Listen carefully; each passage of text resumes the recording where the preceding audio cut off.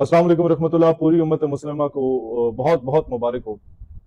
1974 7 सितंबर को जब एक फितने को गैर मुस्लिम डिक्लेयर किया गया था, उसके बाद दोबारा डायरेक्टली और इनडायरेक्टली उनको एक बहुत बड़ा रिलीफ देने की बात की जा रही थी सुप्रीम कोर्ट की जानिब से, और 2-3 मरतबा ये बात दोहराई गई। लेकिन अल्लाह के फजल करम से आज मुबारक सानी केस के फैसले में जितने भी मुतनाज़ा किस्म के पैराग्राफ्स थे, उनको आज चीफ जस्टिस काजी फायज ईसा ने गैर मौसर करार दिया है और उनको कालअदम करार दिया अपने ही फैसले को। और ये पूरी उम्मत मुस्लिमा की फतह है।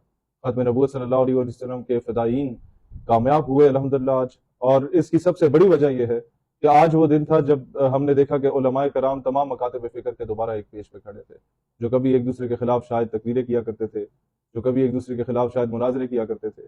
लेकिन मैं आपको एक बात बताऊं कि यहूदियों ने रिसर्च की और इस बात को प्रेडिक्ट किया आज से 100 साल पहले अल्लामा इकबाल रहमतुल्लाह अलैह ने कि वो फाका कश के मौत से डरता नहीं जरा, रूह मोहम्मद इसके बदन से निकाल दो। यहूदियों ने प्रेडिक्ट एक रिसर्च की और कई मुख्तलिफ किस्म के थीसिस लिखे कि मुसलमानों को शिकस्त देने के तरीक़ाकार क्या हो सकते हैं। इन्हें नमाज से दूर कर दो, मस्जिदों से दूर कर दो, बेअमल कर दो, फहाशी उरियानी इनके अंदर डाल दो, इनके अंदर फिरकावारियत डाल दो, इनके अंदर जो है वो लसानियत डाल दो, ये खुद को पठान बोलने लग जाएं, बलोच बोलने लग जाएं, पंजाबी बोलने लग जाएं, मुसलमान ना बोलें। इसी तरीके से इलाकाई सतह पे मसले बना दो, इन्हें तकसीम कर लोगे। लेकिन एक चीज है जिस पर ये हमेशा ये बेअमल भी हों लेकिन ये बेगैरत नहीं हो सकते, वो एक मामला है, वो एक जात ऐसी है जिसके नाम पे मुसलमान हमेशा से मचल जाता है। और वो थीसिस की रिपोर्ट में लिखते हैं कि वो जात मुबारक रसूलुल्लाह अलैहिस्सलाम की जात मुबारक है कि उनका नाम आता है तो ये मछली की तरह तड़प जाते हैं, जिस तरीके से उसे समंदर से दरिया से पानी से निकाला जाए तो जिस तरह वो तड़पती है। ये उनके नामी नामी इसमें ग्रामी पर नहीं देखते कि मेरी दाढ़ी है या मेरी दाढ़ी नहीं है, वो नहीं देखते कि मैंने दस्तार पगड़ियां पहनी हुई है या नहीं पहनी हुई, वो नहीं देखते मैं आलम फाजिल हूं या नहीं हूं, उसके अंदर का इश्क जाग जाता है।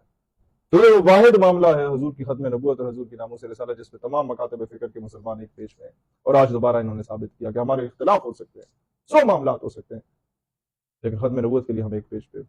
जिन जिन जिन जिन सियासी मजहबी जमातों ने, जिन जिन शख्सियात ने इसमें अपना रोल प्ले किया, जिन जिन लोगों ने, जिन वकला ने इस पर अपना रोल प्ले किया, जिस लीगल कमीशन अगेंस्ट ब्लास्फेमी वालों ने इस पर अपना रोल प्ले किया, जिन्होंने इस मामले को इनिशिएट किया था, अल्लाह ताला उन सबको सलामत रखे। इस पर एक छोटी सी काविश हम लोगों की ये थी कि जब पहली मरतबा फरवरी में ये मुतनाज़ा फैसला आया था तो सबसे पहली दलेराना प्रेस कॉन्फ्रेंस अल्हम्दुलिल्लाह पाकिस्तान नजरियाती पार्टी ने की थी, जिसमें हमने बताया था कि अदालत में गैर मुल्की लोग उस वक्त शामिल थे, फॉरेन डेलीगेट्स शामिल थे, और अंडर प्रेशर आके शायद ये फैसला दिया गया था क्योंकि उनके पास उनके लैपटॉप, मोबाइल और बाकी डिवाइसेस मौजूद थी। हालांकि वहां अटॉर्नी जनरल को भी डिवाइसेस लेके जाने की इजाजत नहीं होती। उसके बाद हुकूमत ने सरकारी मौलवियों को बुला के प्रेस कॉन्फ्रेंस भी की कि नहीं जी नहीं, कोई इस तरह का प्रेशर नहीं है, कोई बैरूनी मदाखलत नहीं है या जो भी है। देखें, मामला सारा प्रेशर पे है। वहां मगरिब प्रेशर बिल्ड कर रहा था लेकिन शकान रसूल ने इकट्ठे होकर उनके प्रेशर को खाक में मिलाया। पाकिस्तान हमेशा जिंदाबाद, ताजदार खत्म नबूवत जिंदाबाद जिंदाबाद जिंदाबाद।